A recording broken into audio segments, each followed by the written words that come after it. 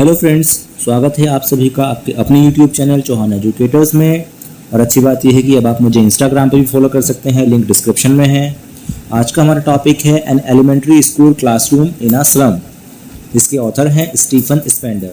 सबसे पहले हम वीडियो की शुरुआत करने से पहले उसके कुछ जो मेन डिफ़िकल्ट वर्ड्स हैं उस पर हम एक रोशनी डालेंगे, उनके बारे में समझेंगे। देखिए, सबसे पहला जो हमारा वर्ड है वो है गस्टी वेव्स।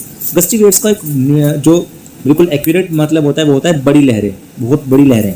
लेकिन इस पोएम के अकॉर्डिंग लहरों को कोई मतलब नहीं है। तो यहाँ पर उसने दिखाया है कि जो शहर की चमक धमक होती है उसके बारे में, शहर की चमक धमक से। फिर है नेक्स्ट वर्ड हमने जो फाइंड किया, रूटलेस वीड्स। रूटलेस वीड्स का जो एक्यूरेट मतलब होता है वो होता है बिना या जड़ रहित पौधे, जिनमें जड़ नहीं होती, यानी कि अवांछित, या जैसे खरपतवार, घास। फिर होता है पालर। पालर का मतलब है मुरझाया हुआ चेहरा। ठीक है। नेक्स्ट वर्ड है स्टंटेड। स्टंटेड का मतलब होता है रोगग्रस्त, अवरोध करता है। जो स्टंटेड का जो एक्यूरेट मतलब होता है वो होता है रुकावट। यहाँ पर उसका मतलब है रोगग्रस्त। फिर इसका नेक्स्ट वर्ड है रिसीटिंग। रिसीटिंग का मतलब है विरासत। नेक्स्ट है नालेट। नालेट का मतलब है ऐठा हुआ, जिसको हम किसी से जकड़ के रखते हैं। और इसका अगला वर्ड है डिम। डिम का मतलब होता है अंधेरा।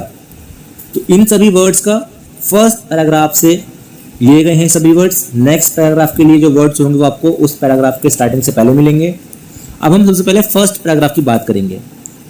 फार far from gusty waves these children faces.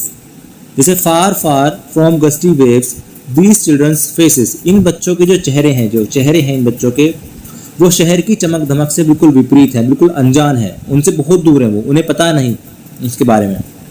Like rootless weeds the hair torn and drown their pallor. कैसे हैं वो? जैसे रूटलेस वीड्स, बिना जड़ के पौधे, खरपतवार, जिनकी कोई जरूरत ही नहीं है किसी को, ऐसे हैं वो। The hair torn round their pallor, और जो उनके हेयर, वो उनके जो बिखरे हुए बाल हैं वो उनके चेहरे पे फैले हुए हैं। The tall girl with her weighed down head, और एक लंबी पतली लड़की है जो शायद अपने ही सर को उठाने में कमजोर महसूस कर रही है, मतलब वो अपने सर का भार उठा नहीं पा रही है, बहुत कमजोर है वो। The paper seeming boy with rats eye, एक बहुत कमजोर सा बच्चा है, लड़का है छोटा सा वहां पर, जो जिसकी आंखों में बहुत अच्छी चमक है एक। The stunted unlucky heir of twisted bones, एक बच्चा है अनलकी। अनलकी मतलब एक जिसका अनलकी है, मतलब वो, ठीक है। अनलकी का मतलब समझ सकते हैं। Unlucky heir of twisted bones, जिसकी कमजोर हड्डियां हैं बहुत ज्यादा। रिसीटिंग अ फादर्स ग्नालेट डिजीज, जिसको अपने फादर से विरासत में क्या मिली है? सिर्फ कमजोरी और बीमारियां मिली हैं, ऐसा बच्चा है वो एक। His lesson from his desk, उसको अपना कहाँ लेसन पढ़ रहा है? अपने डेस्क पे वो अपना पढ़ रहा है lesson. At back of the dim class, उस क्लास के पीछे थोड़े से मंद अंधेरे में, डिम का मतलब मंद अंधेरा, हल्के अंधेरे में, dim class. One unnoted sweet and young, एक ऐसा बच्चा जिसपे कोई ध्यान नहीं दे रहा है। स्वीट, स्वीट मतलब बहुत प्यारा सा बच्चा है, जवान बच्चा है, छोटा बच्चा, young. His eyes live in a dream of squirrels game, उसकी आइज, उसकी जो आंखें हैं वो एक बाहर जो एक स्क्वायरल है, एक गिलहरी है, उसके साथ गेम में खोई हुई है, मतलब उसका मन, उसका दिल उस गिलहरी के साथ बाहर खेल रहा है। In the tree room, tree room मतलब पेड़ पे, उस पेड़ पे। अदर देन दिस, इस सब को भूल कर। तो ये हमारा मतलब होता है फर्स्ट पैराग्राफ से। अब इसके बाद हम चलेंगे सेकंड पैराग्राफ की तरफ। सेकंड स्टैंजा के कुछ जो डिफिकल्ट वर्ड्स हैं, नंबर फर्स्ट पर हमने लिया है सोर क्रीम्स। सोर क्रीम्स को हमने एग्जैक्ट वर्ड ना लेके जो पोएम के अकॉर्डिंग वर्ड चुना है वो है गंदी और चिपचिपी दीवारें, सोर क्रीम वॉल्स। दूसरा है क्लाउडलेस। क्लाउडलेस का मतलब आशाहीन, जिसमें कोई आशा ना बची हो, निराशा हो। बैलेट का मीन्स होता है गंजापन, जिसके सर पे बाल ना हो। और फोक का मतलब होता है धुआं। और केव्स का मतलब यहाँ पर समझाया गया प्रकाश से। अब हम उसके बाद चलते हैं अपने सेकेंड पैराग्राफ की तरफ। On sour cream walls, donations Shakespeare's head, cloudlets as dawn, civilized dome, reading all cities, ballad, flowery, Trisol Valley, open-headed map, avoiding the worlds, its worlds। इसका मतलब होता है कि जब कक्षा की दीवारें जो हैं वो बहुत गंदी हैं और लोगों ने जो चार्ट दिए हैं, जो चार्ट दे रखे हैं दान में, चित्र दान किए हैं, वो इसलिए नहीं कि कक्षा सुंदर दिख सके, वो इसलिए दिए हैं ताकि क्लास में जो दीवारें गंदी हैं उनको छुपाया जा सके। उन पर उन्होंने उस गंदगी को छुपाने के लिए उन पर चार्ट्स वगैरह लगाए हुए हैं। उनमें से एक चार्ट जो है वो महान शेक्सपियर का है, ठीक है, महान शेक्सपियर का है,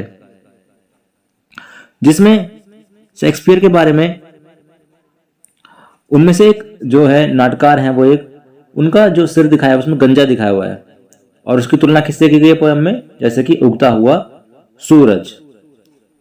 नेक्स्ट जो छोटा सा आगे एक लाइन में हम चलते हैं तो वहां पे दिखाया गया है जैसे वैली के बारे में, टायरलेस वैली के बारे में।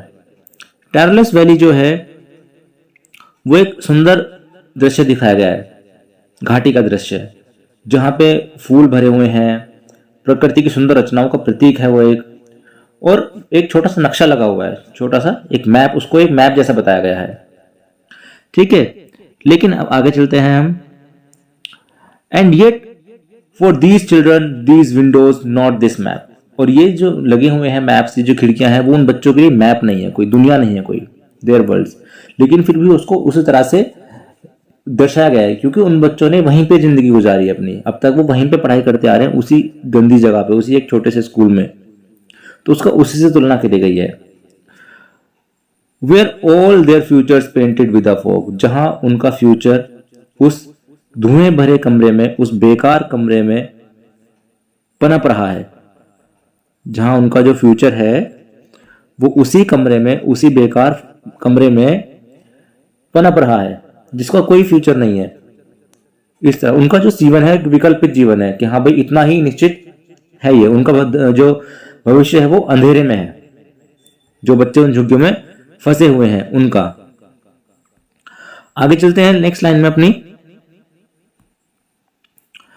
अ narrow street sealed in with a lead sky far far from rivers capes and stars of the words.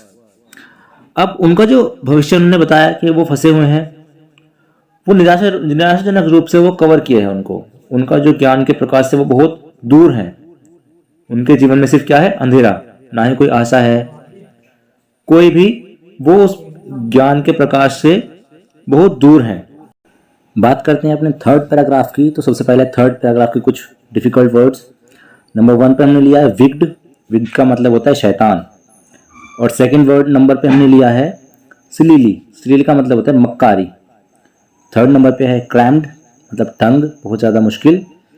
Slag heap मतलब लावा का ढेर, लावा का ढेर तो वहाँ पे कोई है नहीं पोएम के अकॉर्डिंग, तो वहाँ पे मतलब है जो गंदगी का जो ढेर लगा हुआ है आसपास में। जो पीव्ड का मतलब होता है झांकना, मैंडेड का मतलब होता है सुधार करना, और डूम का मतलब होता है कयामत।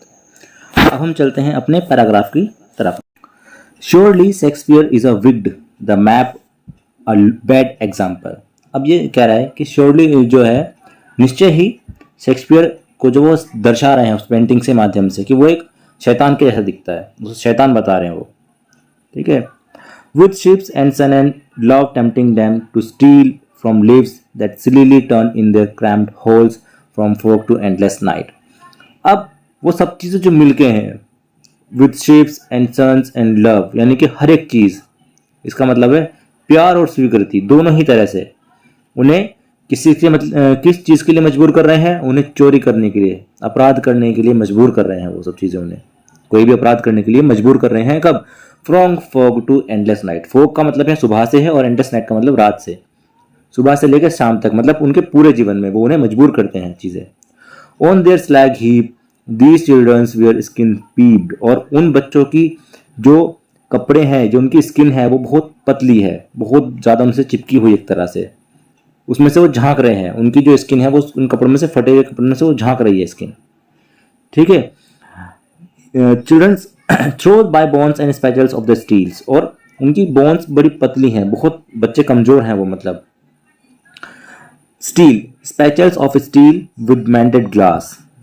अब जो उनके जो स्पैचल, जो चश्मे बने हुए हैं वो स्टील के बने हुए हैं, जिन्हें सुधार की बहुत ज़रूरत है। Like bottle beads on bones, है ना, बहुत बहुत वो जो उनके चश्मे बने हुए हैं बहुत ज़्यादा वो हल्के हैं, उन्हें सुधार की बहुत ज़्यादा ज़रूरत है, और जो बड़े भारी और असुविधाजनक हैं उनके लिए। All of their time and space व फॉग इज स्लम, और उनका पूरा जीवन इसी चीज़ में बीता जा रहा है, उन्हें इन चीज़ से छुटकारा नहीं मिल रहा है। So blot their maps with slums as big as doom, तो उन्होंने जो अपना उस मैप से बाहर आना, मतलब उस दुनिया से बाहर आना, उनके लिए एक बहुत बड़ी कयामत वाली बात है, बहुत बड़ी आश्चर्य की बात है कि हम कभी उस दुनिया से बाहर भी आ पाएंगे। तो यही इस बारे में बताया गया है। अब हम चलते हैं अपने 4th पैराग्राफ की तरफ। शुरुआत करते हैं 4th स्टैंजा की। सबसे पहले डिफिकल्ट वर्ड्स। नंबर 1 है कैटाकॉम्स। कैटाकॉम्स का मतलब होता है भूगर्भ कब्रिस्तान। नंबर 2 अजूरे। अजूरे का मतलब होता है नीला, यानी कि पानी से मतलब है यहाँ पर। नंबर 3 है गोल्ड सैंड्स। गोल्ड सैंड्स का मतलब है मिट्टी से है, रेत से है। इसके बाद हम शुरू करते हैं अपना stanza. Unless governor inspector visitors. कवि जो है वो दूसरे जो अधिकारी हैं उनसे विनती कर रहे हैं, अधिकारियों से, कि उन बच्चों को झुग्गियों से बाहर ले जाए निकाल के। This map becomes their window and these windows. वो कहना चाह रहे हैं कि ऐसा ना हो कि कहीं जो ये विंडोज हैं, जो ये मैप्स लगे हुए हैं विंडोज पे, यही इनकी दुनिया बन के रह जाए, वो इससे कभी बाहर ही नहीं निकल पाए। That shut upon their like lives like catacombs. वो ऐसा नहीं हो कि वो जैसे एक कब्रिस्तान होता है जो एक निश्चित रूप से फिक्स हो जाता है, तो ऐसा ना हो कि वो भी इनके लिए एक फिक्स हो जाए कि हाँ यही उनकी दुनिया बन जाए, ऐसा ना हो जाए। ब्रेक और break till open till they break the town. उन्हें भी बाहर ले जाए, उन्हें इन मलिन बस्तियों से निकाल के सपने देने का अधिकार दिया जाए। And show the children to green fields and make their world run azure on gold sands and let their tongues. वो कह रहे हैं कि उन बच्चों को भी ग्रीन फील्ड्स, हरियाली दिखाई जाए, खेतों में ले जाया जाए घुमाने के लिए। एंड मेक देयर वर्ल्ड, और उनको एक अच्छी दुनिया दिखाई जाए। Run azure on gold Sands, उनको वाटर दिखाया जाए, साफ पानी दिया जाए उनको, और उनको एक रहने के लिए अच्छी जगह दी जाए। उनका जो स्कूल है, जो क्लासरूम है, उसको सुधारा जाए, मतलब इन शॉर्ट वो कह रहे हैं उसको सुधारा जाए। एंड लेट देयर टंग्स, और उनको रन नेकेड इनटू बुक्स, और उनको पढ़ाया जाए, उनको अच्छी चीजें पढ़ाई जाएं। The white and green leaves open history their whose language is the sun. और फिर बाद में एक ऐसी हिस्ट्री बने जो उस सबको सोख लेंगे। वो एक ऐसा काम करेंगे जो सब कुछ वो सोख लेंगे। ये बच्चे आर्थिक और रूप से सशक्त हो जाएंगे, मजबूत हो जाएंगे और ज्यादा। तो कविता जो है वो ये बहुत महत्वपूर्ण, एक इंपॉर्टेंट लाइन से समाप्त होती है। जो लोग इतिहास बनाते हैं वो सूर्य की तरह चमकते हैं। ये लास्ट है ना, history theirs whose language is the sun. इसका मतलब है इतिहास वो लोग बनाते हैं जो सूर्य की तरह चमकते हैं। यहाँ हमारा ये जो पोयम है वो खत्म होती है। इस पोयम का जो सार निकलता है वो ये है कि एक कवि ने जो है, एक पोयम है, एक स्कूल है जिसका एक क्लासरूम है जो बहुत ज़्यादा मतलब अच्छी हालत में नहीं है, उसमें जो बच्चे हैं वो भी बहुत अच्छी हालत में नहीं है। तो उसने कहा है, ये दर्शाया है कि उन दोनों का ही सुधार किया जाए। आज का हमारा ये वीडियो यहीं पे एंड होता है। मिलते हैं अपने नए टॉपिक में। अगर आपको वीडियो पसंद आया तो सब्सक्राइब जरूर करें चैनल को, वीडियो को लाइक करें, शेयर करें और कमेंट करके बताएं आपको वीडियो कैसा लगा। साथ ही अगर आपको किसी और टॉपिक पर भी वीडियो चाहिए तो आप वीडियो के कमेंट सेक्शन में कमेंट करके हमें बता सकते हैं। हम जल्दी से जल्दी उस टॉपिक पर वीडियो बनाने की कोशिश करेंगे। आज के लिए इतना ही। Thank you.